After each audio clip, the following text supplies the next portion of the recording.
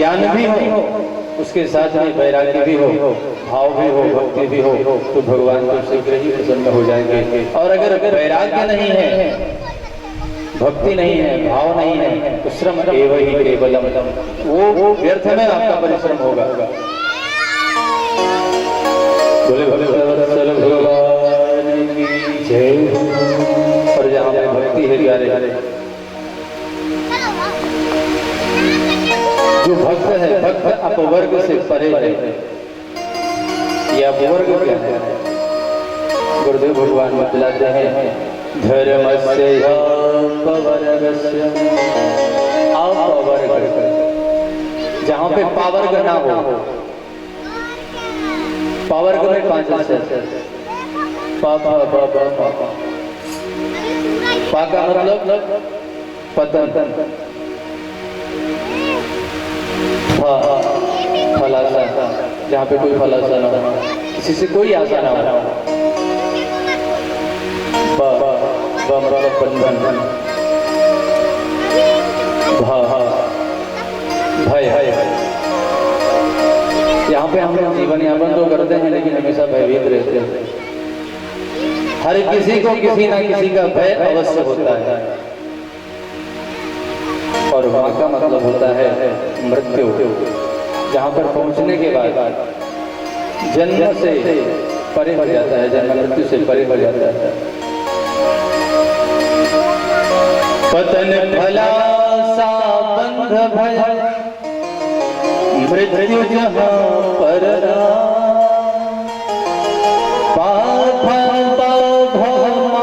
रहित, सो अपवर्ग कहा।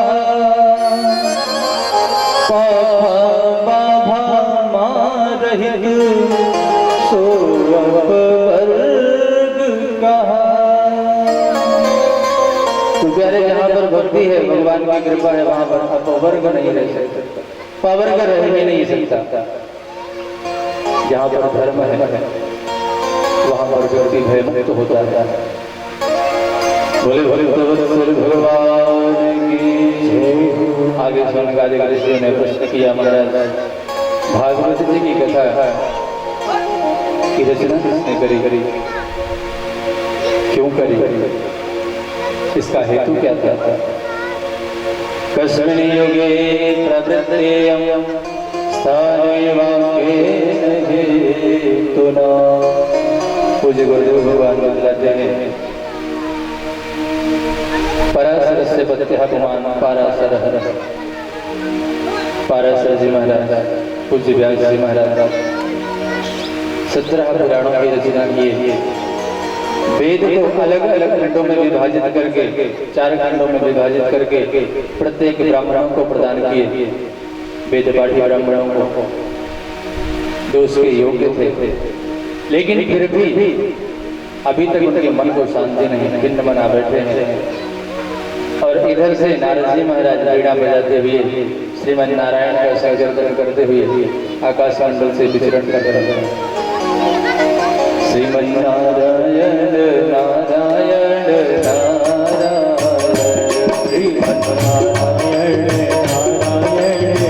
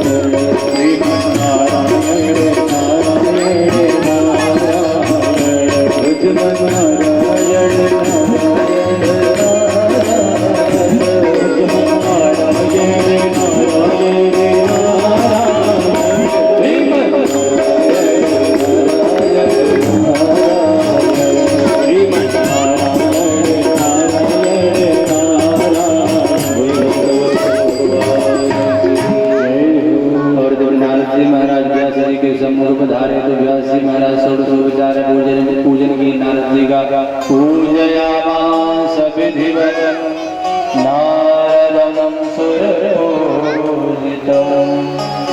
व्यास जी महाराज सुंदर षोडशोपचार पूजन किए नारद जी महाराज का। नारद जी ने प्रश्न कर दिया, व्यास जी महाराज आपका अमृत इतना मलिन क्यों है? आप तो परम ज्ञानी है, आपने तो वेदों की रचना की, पुराणों की रचना की, फिर आप इतना खिलमना क्यों बैठे हैं? पराशर संसर्य महाभाग भवतः गच्छिदात्मनः परितुष्यति शारीर आत्मा मानस एव। व्यास जी ने कहा, नारद जी महाराज हमने 17 पुराणों की रचना करी, वेद को 4 खंडों में विभाजित किया, ऋग्वेद, सामवेद, यजुर्वेद, अथर्ववेद, लेकिन फिर भी आज हमारे मन को शांति नहीं मिल रही है, बहुत दुखित है। नारद जी महाराज ने कहा, देखिएगा आप जितने भी पुराणों की रचना किए, सारे पुराणों में किसी न किसी देवता की स्तुति करी आपने। आप अभी परम पिता परमेश्वर की स्तुति नहीं गाए, अपने मन से, अपने वाणी से, अपने लेखनी के द्वारा उनकी स्तुति में आपने कुछ लिखा नहीं है, इसके फलस्वरूप आपका मन अभी भी अशांत है। नैष्कर्म्यप्यसित भाववर्जितं न शोभते ज्ञानमलं निरञ्जनम्।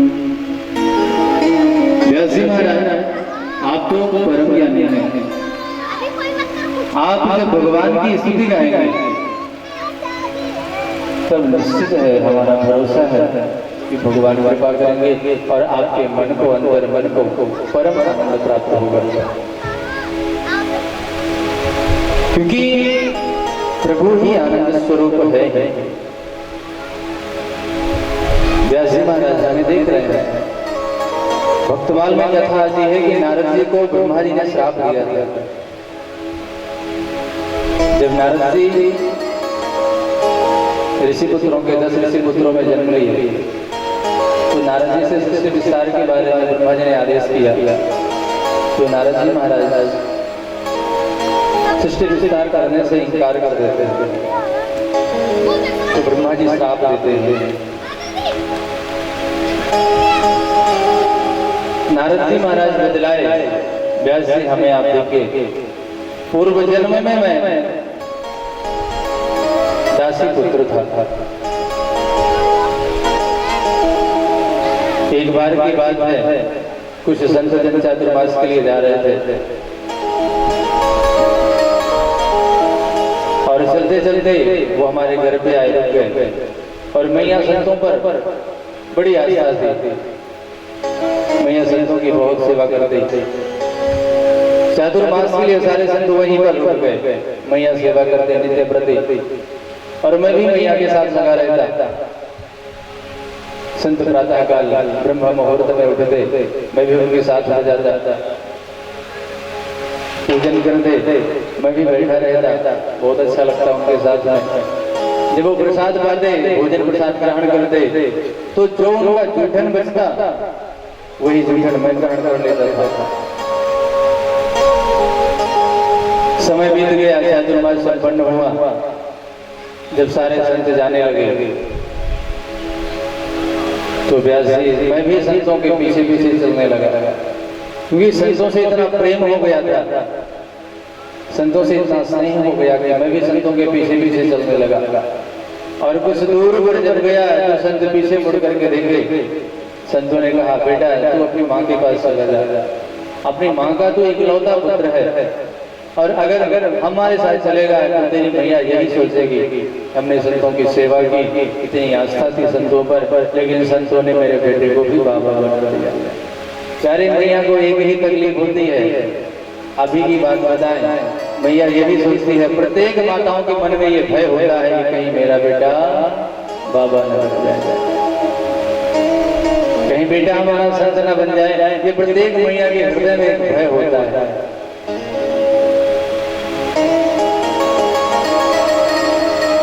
तो सारे संत नारद जी को कहने लगे, बेटा तू वापस चला जा।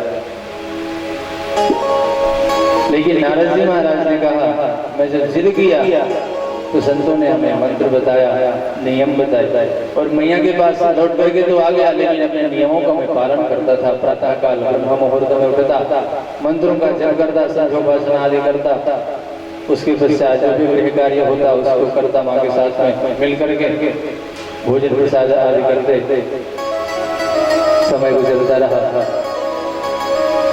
नारद जी के मन में कभी कभी विचार होता कि मेरे जीवन में एक ही बंधन है, मेरी भक्ति का बंधन, भक्ति मार्ग का कोई बंधन है तो वो मेरी माँ है, और माँ को ऐसे अकेला छोड़ करके जाना भी उचित नहीं होगा। पुत्र का जो धर्म है, पुत्र के धर्म का पालन भी करना अनिवार्य है।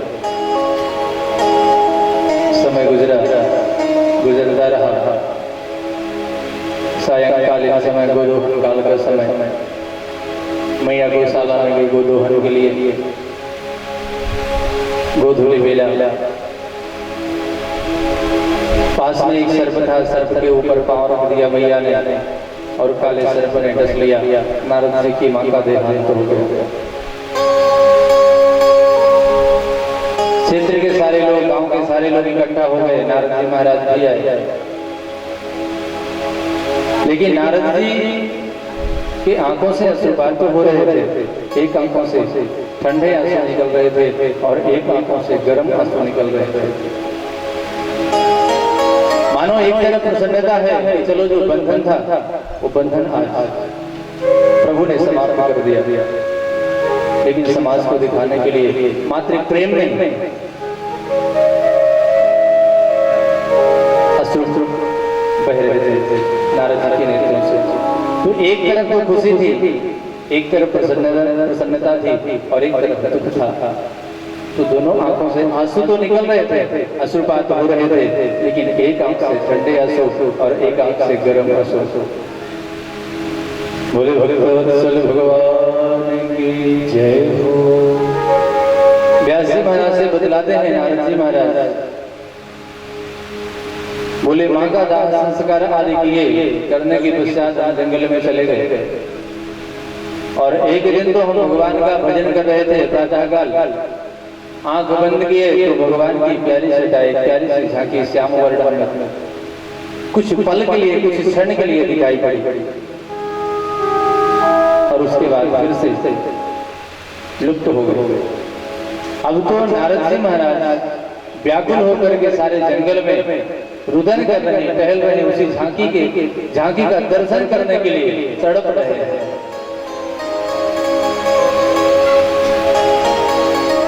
प्यारे कहते हैं कि आकाशवाणी हुई, आकाशवाणी ने बताया, बेटा अभी तुम्हारी तपस्या उस पर आकाष्ठा पर नहीं पहुंची कि भगवान का साक्षात्कार हो जाए, तो फिर हमें झांकी दिखी क्यों? कुछ पल के लिए तुम्हें झांकी इसलिए दिखाई गई कि कहीं तुम्हें अपनी तपस्या पर, मंत्रों पर, संतों पर अविश्वास न हो जाए, इसलिए तुम्हें भरोसा दिलाने के लिए, विश्वास दिलाने के लिए पल के लिए वो झांकी दिखाई पड़ी। अभी तुम और तपस्या करो, सृष्टि का अंत होगा और पुनः तुम्हारा जन्म होगा, भगवान का साक्षात्कार होगा, परम स्नेह प्राप्त होगा तुम्हें। समय गुजरता रहा, सृष्टि समाप्त हुई, सारी सृष्टि ब्रह्मा जी के मुख में चली गई, और पुनः जब सृष्टि का निर्माण होने लगा तो नारद जी महाराज बताते हैं कि मैं ब्रह्मा जी के मुख से प्रकट हुआ, और प्रकट होने के पश्चात आज देखो व्यास जी महाराज, भगवान श्रीमन नारायण हमारी भक्ति से प्रसन्न होकर के हम पर कृपा करके देवदत्तमिमां वीणा स्वर ब्रह्म विभूषिता मूर्छयित्वा हरिकथा गायमानश्चराम्यहम्। आज के व्यास महाराज देवदत्त नामक वीणा हमें भगवान श्रीमन नारायण स्वयं प्रदान किए और मैं आज श्रीमन नारायण का संकीर्तन करते हुए तीनों लोगों में अव्याहत गति से भ्रमण करता हूँ। ये भगवान की कृपा है। भोले भोले भोले भगवान की जय हो। और यही पंचदश श्लोकी भागवत जी की कथा था व्यास जी महाराज को प्रदान किए नारद जी, और चतुश्लोकी भागवत से ही 18,000 श्लोकों को परिणत किए उसी व्यास जी महाराज। बोले श्रीमद् भागवत महापुराण की जय। प्यारे महानतम ग्रंथ तो तैयार हो गया, लेकिन अब पात्र कौन है जिसके सामने परोसा जाए? व्यास जी महाराज को याद आया कि कोई और नहीं, उनका स्वयं का पुत्र ब्रह्मराज श्री सुखदेव जी महाराज। लेकिन सुखदेव को ढूंढा कैसे जाए, सुखदेव को बुलाया कैसे जाए? वो तो परम वैरागी है, वाएगा कैसे? अपने शिष्य को 2 श्लोक रटाए।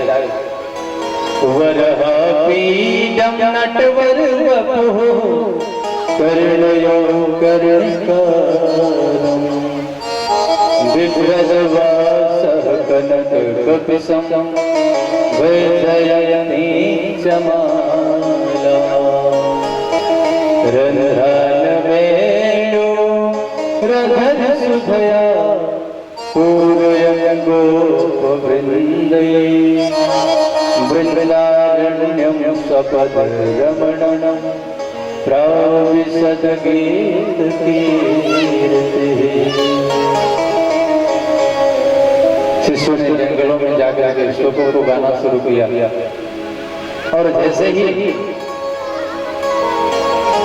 भगवान के सौंदर्य का वर्णन किया, वरहापीडं नटवर वपुः, वरहापीड नटवर स्वरूप, नटवर वपुधारी, गले में वैजयंती माला, कानों में कुंडल, सिर पे मोरपंख विराजमान सुशोभित हो रहा है।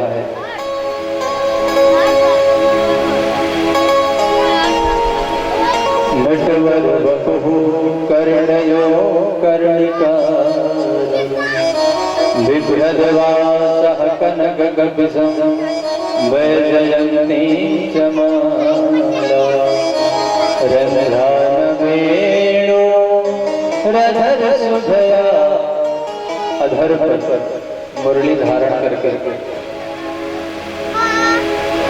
परम प्रभु वृंदावन के रज को तृप्त करते हुए, पवित्र करते हुए वृंदावन में जब प्रवेश करते हैं, सारी गोपिकाएं वृषभान होने ले जाती हैं। भगवान की दिव्य छटा को देख करके बलैया लेती हैं, मरमत हो जाती हैं, धन्य धन्य हो जाते हैं, कृतकृत्य हो जाते हैं। प्यारे भगवान की इसी सुंदर छटा को देख करके श्लोक के द्वारा जैसे ही सुखदेव भगवान वर्णन किए, उठ करके खड़े हो गए। उनसे रहा नहीं गया, लेकिन मन में फिर से विचार आया कि जो दिखने में इतना सुंदर है, जरूरी नहीं कि उसका स्वभाव भी इतना सुंदर होगा। इतने में शिष्यों ने दूसरा श्लोक गुनगुनाया, अहो बकीयं स्तनकालकूटं जिघांसया पाययदप्यसाध्वी लेभे गतिं धरुचितां तथोद्यमं दयालुं शरणं व्रजेम। अहो बकीयं स्तनकालकूटं। पूजना जैसे भयंकर राक्षसी जिसने अपने स्तनों में कालकूट नामक विष लगा करके भगवान को स्तनपान कराया, मारने का प्रयास किया, उस पूजना जैसे राक्षसी को भी वही गति प्रदान करी जो माता यशोदा को, माता देवकी को जो गति प्रदान करी भगवान ने, वही गति पूतना को भी प्रदान करी। क्योंकि कहीं ना कहीं से तो इसमें माता तो है, हमने स्तनपान किया है, दुग्धपान किया है, तो ये तो माँ हुई। इतनी उदारता, इतनी करुणा में प्रभु जब भगवान के स्वभाव के बारे में सुने, सुखदेव भगवान को दौड़ करके शिष्यों के पास आए और आगे के प्यारे कहने लगे, आगे का श्लोक गुनगुनाइए।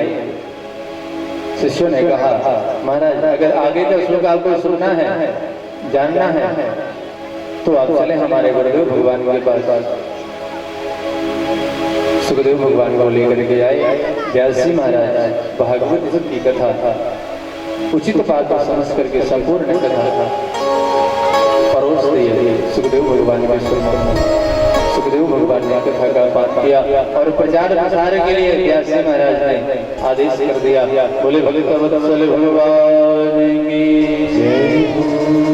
आगे प्रश्न करते हैं कि गुरुदेव भगवान आप कृपा करके बतलाएं कि सुखदेव भगवान ने सर्वप्रथम परीक्षित को ही कथा क्यों श्रवण कराया।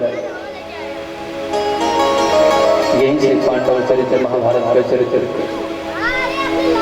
प्रारंभ होता है। यदा मृधे कौरव संजना वीरेशो वीरगतिं गतेषु मृगोदरा विद्गदाभिमर्श भगनोर्दण्डे धृतराष्ट्रपुत्रे।